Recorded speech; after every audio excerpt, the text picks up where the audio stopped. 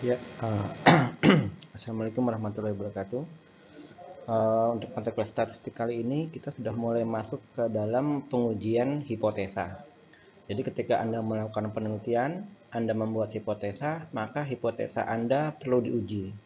Kalau Anda menggunakan data kuantitatif, penelitian kuantitatif, Anda mengumpulkan data berupa angka, maka data-data angka tersebut dimasukkan dalam perhitungan statistik untuk menentukan apakah hipotesa yang Anda buat diterima atau tidak. Nah, di dalam pengujian hipotesa itu bermacam-macam. Ada yang menguji hubungan, ada yang menguji perbedaan antar kelompok, ada yang menguji model, dan sebagainya. Untuk yang kali ini kita akan membahas tentang uji korelasi. Uji korelasi ini biasanya digunakan untuk menguji hipotesa yang berupa hubungan. Oke, kita lihat pengantarnya di sini. Korelasi kalau didefinisikan itu adalah teknik statistik yang digunakan untuk menguji ada tidaknya hubungan. Itu yang pertama ya, ada tidaknya hubungan. Lalu yang kedua, bagaimana arah. Jadi ini. Jadi pengujian korelasi fungsinya itu adalah untuk menguji apakah dua variabel yang kita teliti itu memiliki hubungan atau tidak. Terus kemudian kalau sudah ada hubungan atau tidak kita bisa tentukan, kemudian arahnya bagaimana hubungannya, apakah negatif atau positif. Nanti akan kita bahas lebih lanjut. Nah, pada pertemuan sebelumnya kita juga telah membahas bahwa di dalam statistika secara umum pengujiannya dibagi menjadi dua ya, uji statistika parametrik dengan uji statistika non parametrik. Nah, demikian pula dengan pengujian hubungan.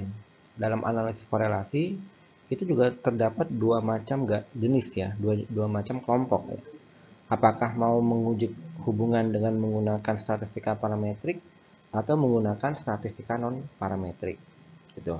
Nah, untuk statistika parametrik dan non parametrik sudah kita bahas pada pertemuan sebelumnya, mohon dicermati kembali.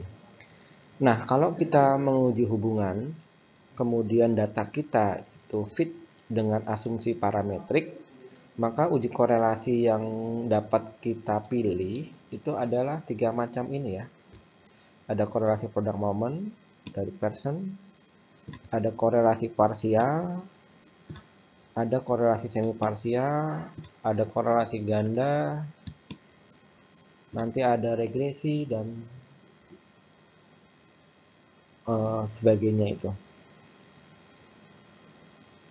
Jadi yang perlu dipahami nanti akan ada banyak macam jenis korelasi yang bisa kita lakukan. Kalau korelasi product moment biasanya hanya digunakan untuk menguji korelasi yang sederhana antara dua variabel X dan Y gitu aja.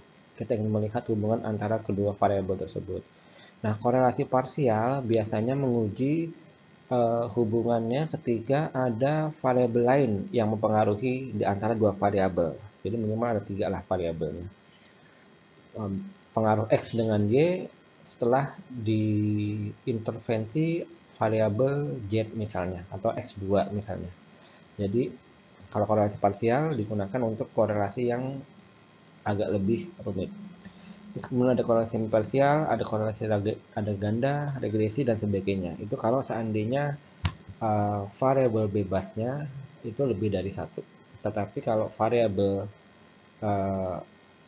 variabel bebas itu lebih dari satu. Kalau variabel tergantungnya lebih dari satu, itu nanti kita menggunakan analisis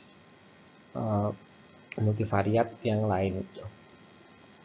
Kemudian kalau untuk statistik non parametrik ada beberapa macam seperti korelasi Spearman rank itu, terus kemudian korelasi Kendall-Tauman, kemudian koefisien kontingensi, nanti ada juga chi kuadrat, chi square dan semisalnya gitu.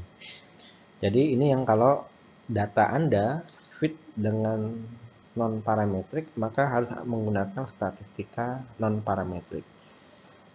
Nah, jadi kemarin sudah kita bahas ya statistik parametrik dengan non parametrik. Jadi mohon pelajari kembali agar tidak bingung pada pembahasan kali ini. Nah, sekarang yang akan kita bahas itu adalah analisis yang parametrik, analisis uji korelasi sederhana yang parametrik, yang biasanya digunakan pada skripsi-skripsi tingkat sarjana ya, tingkat S1 gitu.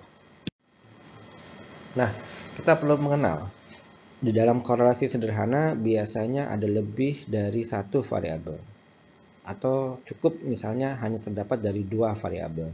Yang pertama itu adalah variabel bebas. Variabel bebas itu dilambangkan dengan notasi X.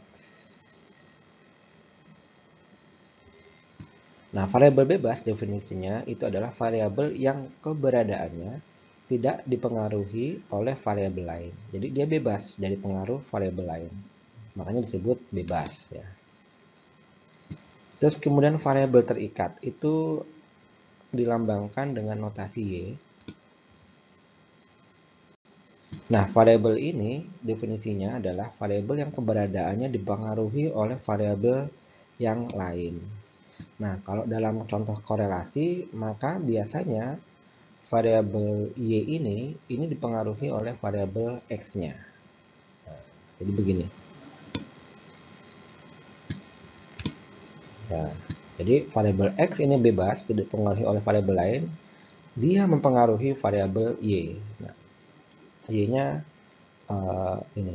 Nah, contohnya misalnya adalah hubungan antara pendapatan dengan konsumsi. Coba, ini mana yang Y-nya, mana yang X-nya. Ya, yang Y-nya adalah yang konsumsi, yang X-nya adalah pendapatan. Kalau pendapatannya banyak, apakah konsumsinya akan meningkat gitu? Apakah gitu ya. Jadi pola konsumsi itu dipengaruhi oleh pendapatan sebagai variabel bebasnya. Contoh lagi misalnya hubungan antara minat belajar dengan nilai mata kuliah. Nah, yang Y itu adalah variabel nilai mata kuliah dan X itu yang variabel minat belajar. Karena nilai mata kuliah itu kemungkinan dipengaruhi oleh minat belajar. Kalau minat belajarnya tinggi misalnya mungkin nilai mata kuliahnya akan tinggi. Sebaliknya kalau minat belajarnya rendah, mungkin nilai mata kuliahnya akan rendah. Jadi ini yang terlibat dalam korelasi sederhana biasanya terdiri dari dua variabel, yaitu variabel bebas dan variabel terikat. Nah, kita lihat notasi untuk korelasi. Korelasi koefisien